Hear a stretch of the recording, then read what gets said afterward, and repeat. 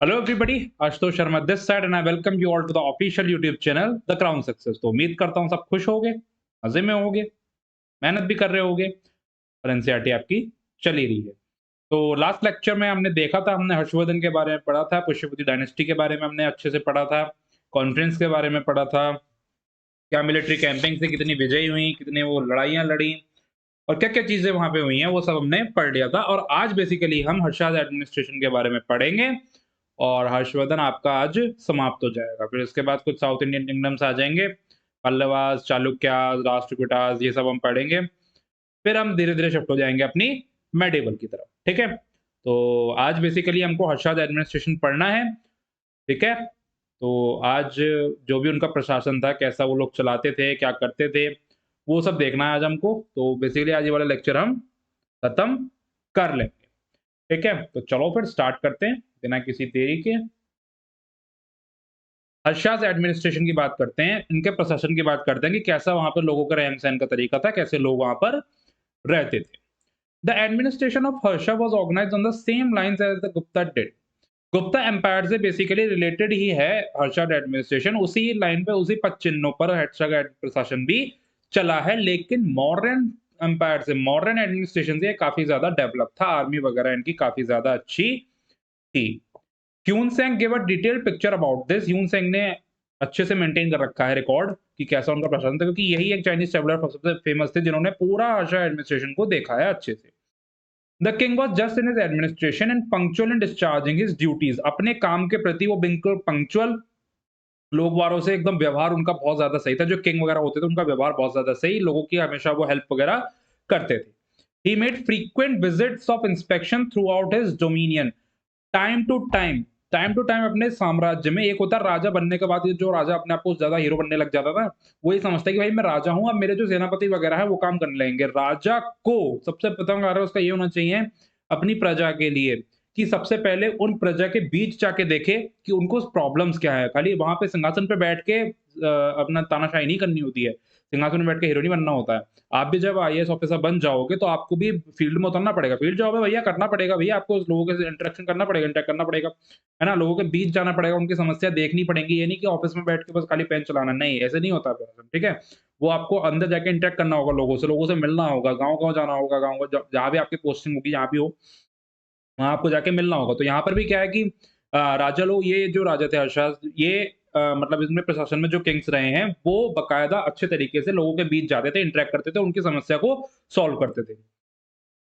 The day was too short for me. Taxation was also light and force labour was also real. Taxation वहाँ पे कम था, basically था, but लेकिन इतना ज़्यादा फोर्सफुली नहीं था। 1/6 of the produce was collected land tax. जितना प्रोड्यूस कर रहे हैं उसका 1/6 एज़ अ लैंड टैक्स जाता था, 1/6। ध्यान रखना, टैक्स वगैरह का system. Cruel punishment of the modern period continued in the times of Harsha. Harsha modern administration के टाइम पे भी क्रूअल पनिशमेंट दी जाती थी, बहुत ज्यादा खतरनाक लेवल की पनिशमेंट दी जाती थी। कोई भी अगर बदतमीजी करता था, कोई चोरी चकारी या फिर कोई भी लड़ाई झगड़े वगैरह कर लेता था, तो उनको सजा दी जाती थी अच्छी खासी। ऐसे ही यहाँ पर भी हर्षास प्रशासन में भी ऐसे ही क्रूअल पनिशमेंट दी जाती है। Yuan Sang condemned the trials as barbarous and suspicious. हर्षा's army consisted of the traditional 4 division. Harsha के आर्मी में 4 डिविजन्स थे, foot, horse, chariot and elephant. ये 4 बेसिकली उनकी सेनाएं थी, ठीक है? जो मतलब अलग-अलग प्रकार के 4 डिविजन्स थे सेनाओं के। The number of cavalry was more than 1 lakh. 1 lakh से ज्यादा उनके पास घुड़सवार थे। And the elephants more than 60,000। 60,000 से ज्यादा उनके पास हाथी थी। तो खतरनाक हाथी भाई साहब। तो ये लगा लो, इसमें लिखा है कि मौर्यन एम्पायर के पास भी इतने नहीं थे। देखो ये लिखा भी है, this was much more than that of the Mauryan empire. Mauryan empire की तुलना में बहुत ज्यादा थे, बहुत ज्यादा, इतने नहीं थे मौर्यन एम्पायर के पास, ठीक है? शायद 12,000 के आसपास उनके पास हाथी वगैरह थे, लेकिन यहाँ 60,000। The maintenance of the public record was the salient feature of Harsha's administration. इनके प्रशासन का एक मुख्य फीचर है कि ये पब्लिक का कितने परिवार में कितने लोग हैं और कैसे उनका इकोनॉमी चल रही है, ये सब वो मेंटेन अच्छा ऑन रिकॉर्ड रखते थे, वो सब मेंटेन अच्छे से रखते थे। The archive of the Harsha's period was known as Nilupattu and it's under the control of special officers. Both good and bad events happened during the time and had been recorded. बहुत से अच्छे event भी होते थे, बहुत से बुरे event भी होते थे, वो सारे रिकॉर्डेड हैं अपने जो इंस्क्रिप्शंस वगैरह मिले हैं, और ये ह्यून सेंग ने जो मेंशन कर रखा है अपने इंस्क्रिप्शंस में, वो सारी चीजें हमको बताती हैं हर्षास के प्रशासन के बारे में। ह्यून सेंग सबसे ज़्यादा इम्पोर्टेंट है। एक और आया था, वो हम देखेंगे कौन था, अभी पता चल जाएगा वो भी। एक और आया था, उसने भी मेंशन किया था काफ़ी सारी चीज़ें, तो वो उसको भी देखेंगे। जहाँ पे चाइनीज़ पिलग्रिम्स मतलब चाइनीज़ ट्रैवलर बहुत आ रहे हैं घूमने-फिरने के उससे और वहीं रह जा रहे हैं। वहीं रह जाके अपने बकवास करते रहे हैं। Society and economy under Harsha. समाज और अर्थव्यवस्था कैसी थी हर्षा के टाइम पे, हर्षवर्धन के टाइम पे? Both Banabhatta and Hiuen Tsang portray the social life in the times of Harsha. ठीक है, इन दोनों ने ही बताया है सोशल लाइफ के बारे में। यहाँ पे सोशल अगर हम सामाजिक बात करें तो समाज में 4 तरह की सोसाइटी यहाँ पर एग्जिस्ट करती हैं। The fourfold divisions of the society. Society का 4 विभाजन में यहाँ पे सोसाइटी विभाजित है 4 पार्ट्स में। कौन-कौन से? ब्राह्मण, क्षत्रिय, वैश्य और शूद्र। ब्राह्मण, क्षत्रिय, वैश्य और शूद्र। ये 4 सोसाइटी यहाँ पर एग्ज़िस्ट करती थी। ब्राह्मण्स को सबसे ज़्यादा सुपीरियर कहा जाता था, ये लोग पूजा-पाठ अच्छे से करते थे और बहुत ज़्यादा इज़्ज़त ये लोग मतलब गिफ्ट्स वगैरह और इज़्ज़त वगैरह ब्राह्मण को दी जाती थी यहाँ पर। व जो क्षत्रिय जो होते थे, देखो लिखा भी है, क्षत्रिय जो होते थे राजा वगैरह जो मार-तोड़ वाला काम करते थे, ये लोग क्षत्रिय करते थे। लड़ाई-झगड़े करना या फिर राज प्रशासन वगैरह करना, मतलब कि राजा वगैरह बनना, राजा वगैरह काम का इनका ये होता था। ब्राह्मण्स वगैरह राजा इस टाइम पे नहीं बनते थे। क्षत्रिय को ये सभा सँभाल रखी थी कि भई तुम लड़ाई-झगड़े वाले काम जितने भी है, प्रशासन वाले काम है, ये सब तुम सँभालोगे। ब्राह्मण्स ये सुपीरियर थे उनसे भी ज़्यादा, ठीक है? द वैश्याज़ वाज़ मेनली वैश्याज़ जो होते थे, वो बेसिकली ट्रेडर्स होते थे। मतलब कि वो अपना बिज़नेस के ऊपर ध्यान देते थे, उनको किसी की मोह-माया से कोई मतलब नहीं था, वो खाली अपना ट्रेडिंग वगैरह वो करते थे।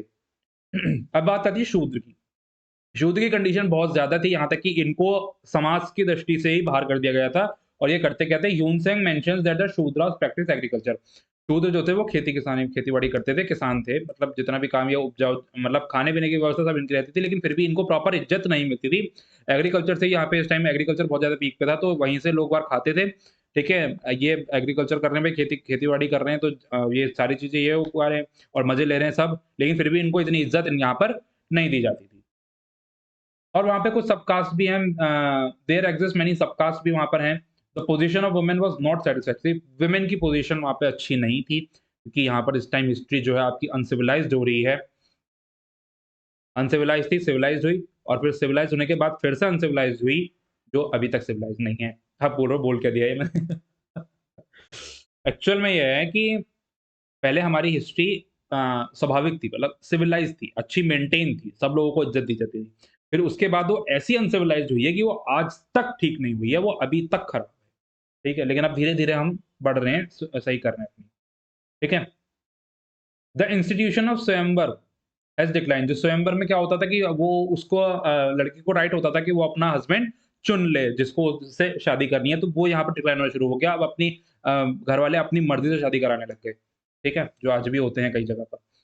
Remarriage of widows was not permitted. जो विधवा हो जाती थी, उनकी दोबारा शादी नहीं हो सकती थी। विधवा का जीवन इतना संघर्ष में हो जाता था, बहुत ज़्यादा, कि मतलब उनको तो ना कोई वस्त्र आभूषण, उनको कुछ नहीं लेना-देना था। वो सिर्फ़ अगर विधवा अगर कोई हो गई है, तो वो एक तरह से उनके लिए बहुत बड़ा श्राप माना जाता था, कि अगर कोई विधवा हो गई है तो।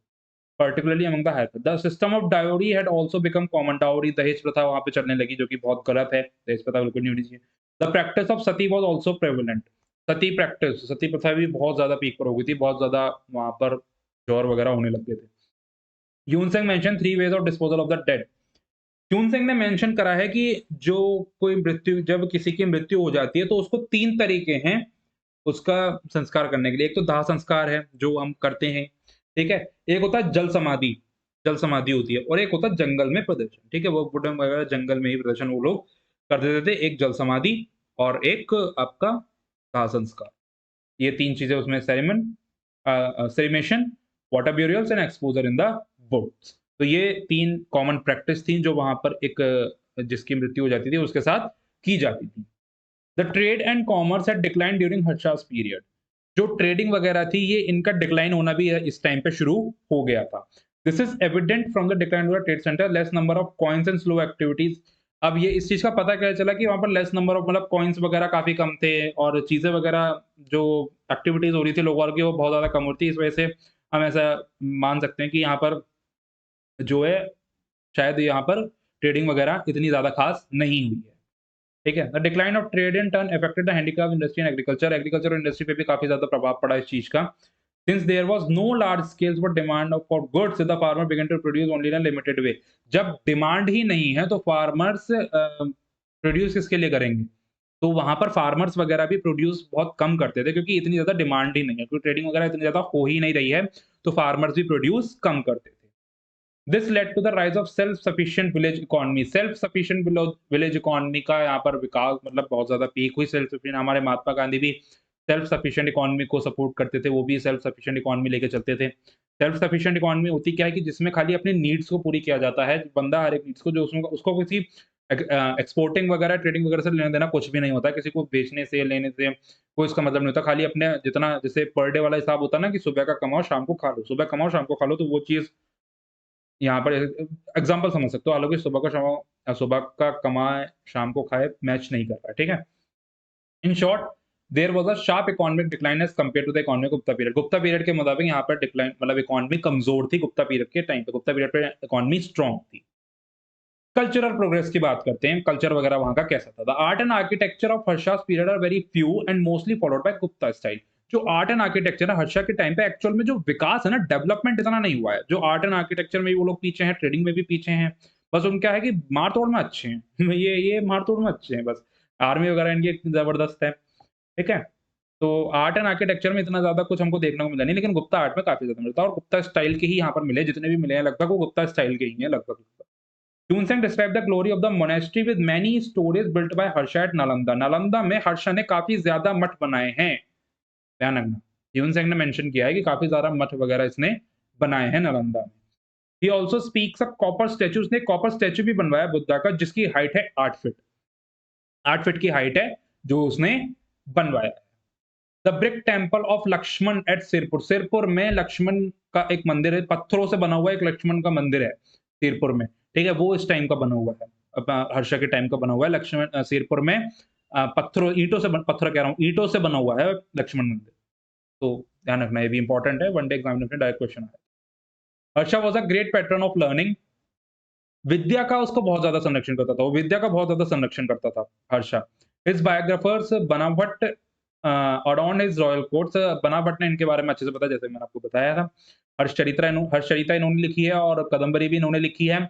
और other literary figures in Harsha's court जो और कुछ हर्षास के लिए लिखी गई हैं, वो Matang Divakar and the famous Bhartrihari who was the poet philosopher. Bhartrihari एक पोएट फिलोसोफर और ग्रामरियन थे। हर्षा ने खुद 3 प्लेस लिखे थे, कौन-कौन से? रत्नावली, प्रियदर्शिका और नागंध। ये मैंने आपको लास्ट लेक्चर में भी बताए थे। Harsha patronized Nalanda University by his liberal endowments. Liberal endowments का मतलब होता है उदार नीतियाँ, मतलब उदारता पूर्वक था, उदार वगैरह ये लोग बाँटना वगैरह। मैंने बताया था ना आपको, लास्ट लेक्चर में मैंने बताया था, इसने अपने पूरा जो उनका साम्राज्य था वो खाली कर दिया था। इसने इतना दान-वान किया था, अपनी चीज़ों का भी दान कर दिया था, अपने सोना वगैरह के, तो इसके बहुत ज़्यादा उदारता पूर्वक व्यक्ति था ये। ठीक है? तो नालंदा यूनिवर्सिटी में भी इसने काफ़ी ज़्यादा उदारतापूर्वक चीज़ें करवाई हैं, मतलब बहुत ज़्यादा इसने इन्वॉल्वमेंट इसका रहा है। It attend international reputation as a centre of learning during his region. अब ये जो उसका उदारतापूर्वक व्यवहार था, इससे क्या है कि जो इंटरनेशनल रिलेशन पे भी ये बहुत ज़्यादा फेमस होने लग गया था, कि मतलब लोग देश-विदेश के लोग भी इसको जानने लग गए थे कि यार ये भी एक बंदा है, क्योंकि बहुत ज़्यादा पीक पे हो गया था उस टाइम नालंदा यूनिवर्सिटी। तो इसकी पहचान देश-विदेश में भी हो गई थी। Hiuen Tsang visited the Nalanda university. Nalanda University Hiuen Tsang गए थे और वहाँ पे स्टूडेंट के तौर पर कुछ समय वहाँ पर उन्होंने व्यतीत अपना किया था। ठीक है? नालंदा यूनिवर्सिटी में ह्यून-सेंग ने, और ह्यून-सेंग ने ही सब कुछ मेंशन कर रखा है। अब बात करते हैं हम नालंदा यूनिवर्सिटी की। नालंदा यूनिवर्सिटी की बात कर लेते हैं। The Chinese traveller of ancient India mention a number of educational institute. Chinese traveller ने एंशिएंट इंडिया में काफ़ी सारे number of educational institute mentions करे हैं, लेकिन जो सबसे ज़्यादा फेमस हैं, वो हैं हिनाया यूनिवर्सिटी ऑफ वल्लभी, वल्लभी की Hinayana University and Mahayana University of Nalanda, Nalanda university. ये सबसे ज़्यादा फेमस हैं, बहुत ज़्यादा इनके नियम वगैरह बहुत कठोर हैं, पढ़ते हैं। Kyunsen gives a very valuable account on the Nalanda university, Nalanda university पर, क्योंकि एक्चुअल में वो स्टूडेंट बन के वहाँ पर रहे हैं, तो उनको सारी चीज़ें पता हैं, तो उन्होंने बहुत ज़्यादा डिस्क्राइब कर रखा है नालंदा यूनिवर्सिटी के बारे में। नालंदा का मतलब होता है गिवर ऑफ नॉलेज, अपने ज्ञान को देना। नालंदा का मतलब होता है ज्ञान को देना, नॉलेज को देना, giver of knowledge. It was founded by Kumar Gupta. मैं आपको पता ही है, बता रखा है मैंने, कुमार गुप्ता के टाइम पे पढ़ाया था आपको Nalanda University. Founder of Nalanda University Kumara Gupta one, Gupta period के टाइम पे थे। It was patronized by his successors. जो उनके अधिकारी थे, उत्तराधिकारी जो थे, उनके द्वारा फिर इसका संरक्षण किया गया। उसके बाद हर्षा ने इसकी कमांड सँभाली और धीरे-धीरे और ज़्यादा फिर आगे जाके इसका डिस्ट्रक्शन हो गया था। ठीक है? The professor of the university were called pandit. जो यहाँ के प्रोफेसर्स होते थे, उनको पंडित कहा जाता था। नालंदा यूनिवर्सिटी के प्रोफेसर्स को पंडित वहाँ पर कहा जाता था। सम ऑफ इट जो कुछ प्रोफेसर्स इम्पोर्टेंट थे, वो थे दिंगनाग, धर्मपाला और स्थिरामती एंड सिहाल भद्रा। ये कुछ इम्पोर्टेंट इनके पंडित्स थे, प्रोफेसर्स। ठीक है? Dharmapala was a native of Kanchipuram. जो मूल निवासी कच्चीपुरम के मूल निवासी थे Dharmapala. And he became the head of the Nalanda University. और नालंदा यूनिवर्सिटी के बस एक धर्मपाला को ध्यान रखना, ये नालंदा यूनिवर्सिटी के हेड थे और कच्चीपुरम से बिलॉन्ग करते थे। कच्चीपुरम के मूल निवासी थे, रहने वाले कच्चीपुरम के थे। ठीक है? और हेड थे नालंदा यूनिवर्सिटी के, ध्यान रखना Dharmapal, head of Nalanda university, ये इंपॉर्टेंट है, धर्मपाल इंपॉर्टेंट है। Nalanda university was a residential university. Residential university कहती है जहाँ पे रहने की व्यवस्था होती है। And education was free including the boarding and lodging. रहने की व्यवस्था और खाने की व्यवस्था, बोर्डिंग एंड लॉजिंग, रहने की व्यवस्था और खाने की व्यवस्था, खाने की व्यवस्था और रहने की व्यवस्था जिसमें होती है, वो भी फ्री ऑफ कॉस्ट। अब एक्चुअल में जब ये फ्री ऑफ कॉस्ट है, तो ये चलती कहाँ से थी? भई पैसा तो चाहिए ना हर चीज़ के लिए। तो जो स्टूडेंट्स थे, स्टूडेंट के लिए तो फ्री है, लेकिन ये चलती कहाँ से थी? तो चलती यहाँ से थी, it was maintained with the revenue derived from 100 to 200 village. अलग-अलग डिफरेंट रूलर्स के 100-200 गाँव से जितना भी अमाउंट है, जितना भी रेवेन्यू कलेक्ट होता था, उनसे नालंदा यूनिवर्सिटी चलती थी। तो it was a Mahayana university. Different religious subjects like, अब ये महायाना यूनिवर्सिटी काफ़ी बड़ी यूनिवर्सिटी है, तो तरह-तरह के सब्जेक्ट्स यहाँ पर पढ़ाए जाते हैं। कौन-कौन से? वेद पढ़ाए जाते हैं, नया डॉक्ट्राइन पढ़ाया जाता है, संख्या, योगा, फिलॉसफीज़, ये सब्जेक्ट्स यहाँ पर पढ़ाए जाते हैं। इसके और भी कुछ सब्जेक्ट्स हैं, इसमें हम और सब्जेक्ट्स भी ऐड करेंगे जो वहाँ पे पढ़ाए जाते थे। वो जनरल स्टडीज़ वाले सब्जेक्ट थे, जनरल सब्जेक्ट्स थे कौन-कौन से? Logical, grammar, astronomy, medicine and art. ठीक है? ये भी इनके सिलेबस में होते थे।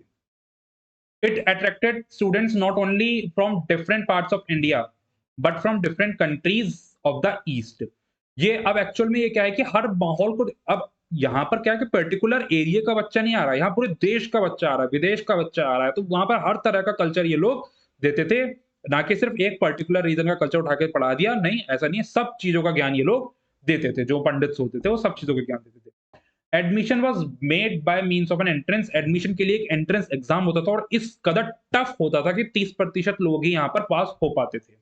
देखा भी है, देखो। The entrance test was so difficult that not more than 30% of the candidate was successful. इतना डिफिकल्ट एंट्रेंस एग्ज़ाम होता था कि 30% से ज़्यादा लोग पास ही नहीं हो पाते थे। Discipline was very strict. Discipline वहाँ पर बिल्कुल अनुशासन एकदम कठोर, तगड़ा बिल्कुल। भाई डिसिप्लिन तो बहुत ज़्यादा स्ट्रिक्ट था। More than lecture, discussion played an important role. Lecture से ज़्यादा ये लोग डिस्कशन करते थे आपस में बैठ के। ठीक है? लेक्चर इतने ज़्यादा प्रायोरिटी नहीं थी, ये लोग डिस्कशन करते थे कि हाँ भाई, हम बैठ के जब आपस में डिबेट करते थे एक-दूसरे से, डिबेट वगैरह यहाँ पे बहुत होती थी कि दूसरे के विचार, उससे क्या होता है कि एक चीज़ है, जब आपको, अगर आप जैसे किताब पढ़ रहे हो, तो आपको उससे ज़्यादा ज्ञान होगा जब आप भ्रमण करोगे। भ्रमण का मतलब होता है कि जब आप चीज़ों को देखोगे, ट्रैवल करोगे, लोगों से मिलोगे, लोगों के अपने पॉइंट ऑफ व्यू लोगे, अपना पॉइंट ऑफ व्यू दोगे, तो वहाँ से क्या है कि आपकी सोच खुलती है। तो खाली किताब पढ़ के आपकी इतनी ज़्यादा डेवलपमेंट नहीं हो सकती। तो ये लोग इस चीज़ को मानते थे, खाली किताब पढ़ना ही या लेक्चर लेना ही इतना ज़्यादा वो नहीं होता है। ये लोग डिस्कशन ज़्यादा करते थे, लोग वहाँ बैठ के ग्रुप के ग्रुप बनते थे, बैठते थे, वहाँ पे डिस्कशन होता था, हर चीज़ पे डिबेट होती थी। ठीक है? ध्यान रखना। और जो उनका मीडियम ऑफ इंस्ट्रक्शन था, वो संस्कृत भाषा था। संस्कृत का यूज़ यहाँ पे सबसे ज़्यादा होता था। ठीक है? एडमिनिस्ट्रेशन ध्यान रखना, हर्षा के टाइम पे संस्कृत सबसे ज़्यादा यूज़ हुई है। रिसेंट आर्कियोलॉजिकल एक्सकवेशन, रिसेंट अभी खुदाई में क्या हुआ है कि have brought to light the ruins of the Nalanda university. Nalanda university के काफ़ी सारे खंडर पाए गए हैं। It shows the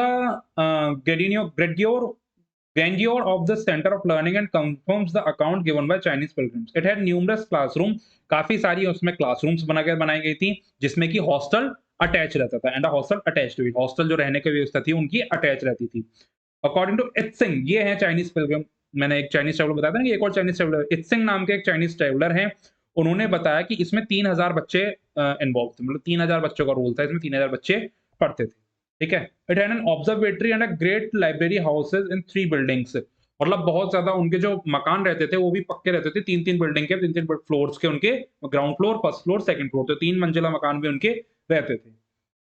Its fame rests on the fact that it attracted scholars from various part of the world. ये इसलिए ज़्यादा फेमस है एडवांस लर्निंग एंड रिसर्च। ये इसलिए ज़्यादा फेमस है क्योंकि इसने मतलब हर तरह का कल्चर अपनाया है। जहाँ से भी लोग आ रहे हैं, उनको वो कल्चर दिया जा रहा है। ये नहीं कि उनको नया कुछ सीखने को मिल रहा है, नया तो सीखने को मिल ही रहा है, बट उनके कल्चर का ध्यान रख के उनको एक ऑकवर्ड फील नहीं हो रहा है यहाँ पे दूसरे कल्चर से आके कि उसको घर जैसा माहौल यहाँ पर दिया जा रहा था। इसलिए ये सबसे ज़्यादा फेमस थी और सबसे ज़्यादा क्या कहते हैं यहाँ पे पढ़ाई वगैरह, डिस्कशन वगैरह बुद्धि का विकास बहुत होता था, रिसर्च वगैरह यहाँ पर काफ़ी ज़्यादा होती थी। ठीक है? ओके, तो ये था आपका हर्षास एडमिनिस्ट्रेशन। तो यहाँ पर आपका हर्षवर्धन कंप्लीट हो गया है। हर्षवर्धन आपका कंप्लीट हो गया है, हर्षा एडमिनिस्ट्रेशन भी। अब ये 2 लेक्चर हर्षवर्धन के ऊपर थे। उम्मीद करता हूँ आपको अच्छे समझ में आ गए होंगे। नहीं आए हैं तो आप डाउट अपने कमेंट सेक्शन में पूछ लो, इंस्टाग्राम पे पूछ लो, टेलीग्राम पे पूछ लो, टेलीग्राम चैनल जॉइन कर लो, सारी लिंक्स आपको मिल जाएँगी, डिस्क्रिप्शन में लिंक है सबकी, वहाँ आप जॉइन कर सकते हो। ठीक है? बट लेक्चर एंड करें उससे पहले आपके मैं 2 क्वेश्चन पूछता हूँ आपसे मैं, लिख रखे हैं मैंने। The original capital of Harshvardhan was, Harshvardhan की ओरिजिनल कैपिटल क्या थी?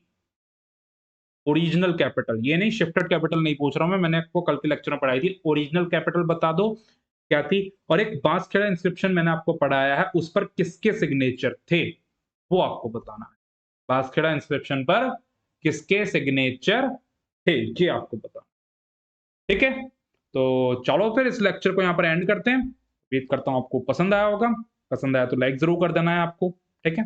और चैनल पर अगर आप नए हो, चैनल को सब्सक्राइब कर लो। एनसीईआरटी अच्छी चल ही रही है, तो खुश रहो, मौज करो, ऐश करो, मेहनत करते रहो, गप्पे-शप्पे लड़ाओ, मेहनत करो, ज़्यादा ज़्यादा स्ट्रेस मत लेना, ठीक है? गप्पे-शप्पे लड़ाओ, मौज लो। Thank you.